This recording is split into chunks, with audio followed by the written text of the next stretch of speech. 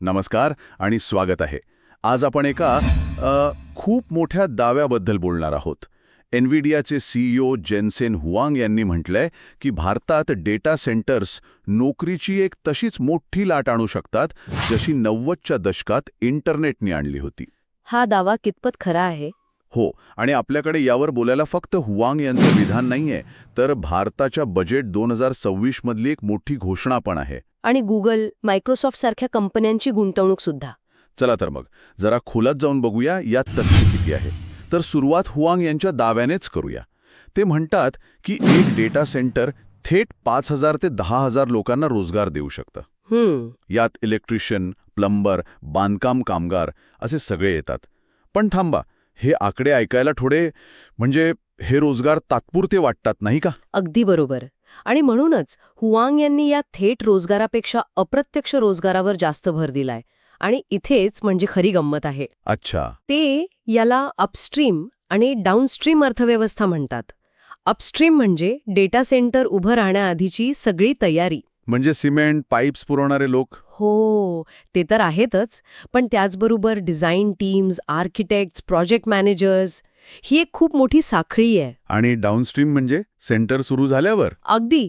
Downstream म्हणजे centre सुरू झाल्यावर त्याची देखभाल, रोजचं कामकाज आणि सगळ्यात महत्त्वाचं त्या डेटा सेंटरच्या क्षमतेचा वापर करून उभ्या राहणाऱ्या नवीन कंपन्या आणि स्टार्टअप्स. ओके, म्हणजे डेटावर आधारित सेवा देणारे? हो, ॲप्स, सॉफ्टवेअर तयार करणारे. ही एक पूर्णपणे नवीन आर्थिक परिसंस्था आहे. अच्छा. हे अपस्ट्रीम डाऊनस्ट्रीम ऐकल्यावर मला एकदम 90च्या दशकातील इंटरनेट क्रांतीची आठवण झाली. बरोबर. तेव्हाही असंच काहीसं झालं होतं ना? इंटरनेट आलं आणि फक्त कॉम्प्युटर कंपन्याच नाही, त्यावर आधारित कितीतरी गोष्टी सुरू झाल्या. Cyber cafe. हो, web designers, digital marketing, e commerce, एक नवं जगच तयार झालं. हुआंग नेमकी हीच तुलना करत आहेत. अगदी बरोबर. आणि गंमत म्हणजे सरकार पण याच सुरात सूर मिसळत आहे. भारताचे IT मंत्री अश्विनी वैष्णव यांनीही याला दुजोरा दिलाय. त्यांच्या मते AI आर्किटेक्चरमध्ये 5 महत्वाचे स्तर आहेत. एक मिनिट, हे 5 स्तर काय आहेत? हे जरा जास्तच टेक्निकल नाही का वाटत? मी सोप्या भाषेत सांगते. सर्वात खाली एनर्जी म्हणजे वीज, मग इन्फ्रा म्हणजे प्रत्यक्ष इमारत आणि सर्व्हर्स, त्यावर येतात चिप्स, मग त्यावर चालणारे AI मॉडेल आणि शेवटी आपण वापरतो ते ॲप्लिकेशन्स किंवा ॲप्स. वैष्णव यांचं म्हणणं आहे की भारत या संपूर्ण साखळीवर पकड मिळवू पाहतोय, म्हणजे आपण फक्त वापरकर्ते न राहता निर्माते बनू. ओके, म्हणजे हे फक्त हवेतले आकडे नाहीत. सरकार आणि उद्योग जगत दोघेही यात गंभीर आहेत. पण केवळ बोलणी सुरू आहेत की प्रत्यक्ष काही घडतंय? नाही, प्रत्यक्ष पैसा गुंतवला जातोय आणि तोही मोठ्या प्रमाणात. नुकतीच गुगलने घोषणा केली आहे भारतात AI डेटा सेंटरसाठी $15 अब्ज गुंतवणूक. $15 अब्ज? हो, आणि याआधीच मायक्रोसॉफ्ट आणि Amazonनी अब्जावधी डॉलर्स गुंतवले आहेत.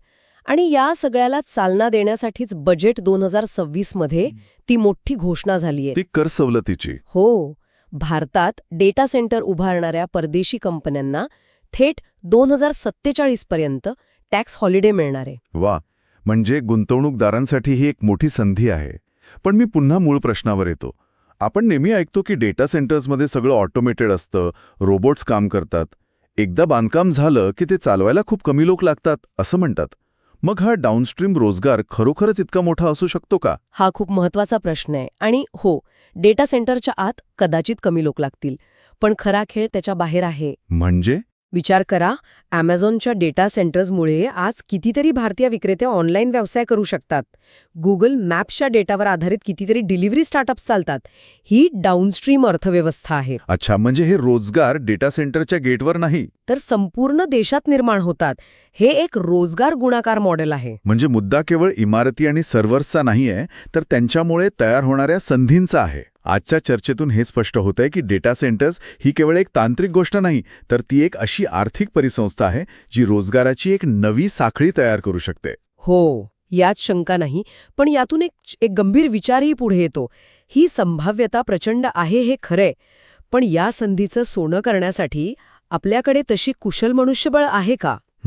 बरोबर आहे. म्हणजे बांधकामाचे रोजगार तात्पुरते असतील, पण या AI चालित डाऊनस्ट्रीम अर्थव्यवस्थेत टिकून राहण्यासाठी लागणारी कौशल्य, ते शिक्षण आणि प्रशिक्षण आपल्या तरुणांना देण्याची आपली तयारी आहे का?